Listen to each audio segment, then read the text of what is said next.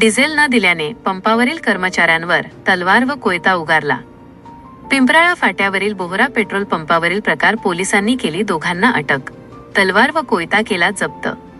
अँकर कॅनमध्ये डिझेल देण्यास मनाई केल्याने पंपावरील कर्मचाऱ्यांना लाथाबुक्क्यांनी मारहाण करत कर्मचाऱ्यांवर तलवार आणि कोयता उगारल्याचा धक्कादायक प्रकार तालुक्यातील पिंपराळा फाट्यावरील बोहरा पेट्रोल पंपावर मे 21 रोजी उघडकीस आली।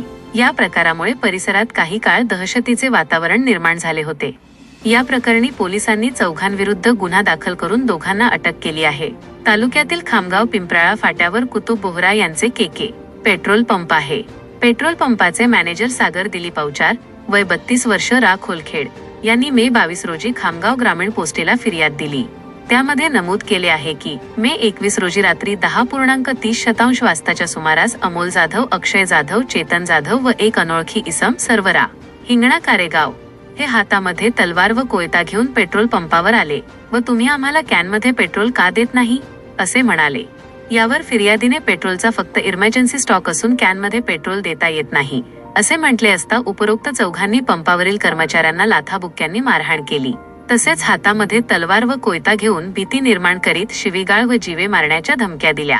फिर्यादीवरून ग्रामीण पोस्टमध्ये उपरोक्त चौघांविरुद्ध गुन्हा दाखल केला आहे। उपरोक्त आरोपीपैकी अक्षय जाधव व चेतन जाधव या दोघांना पोलिसांनी अटक केली असून त्यांच्या जवळून तलवार व कोयता जप्त केला आहे। पुढील तपास पोहेका किरण राऊत करीत आहे। महाभूमी डिजिटलसाठी अनुप गवळी, खामगाव।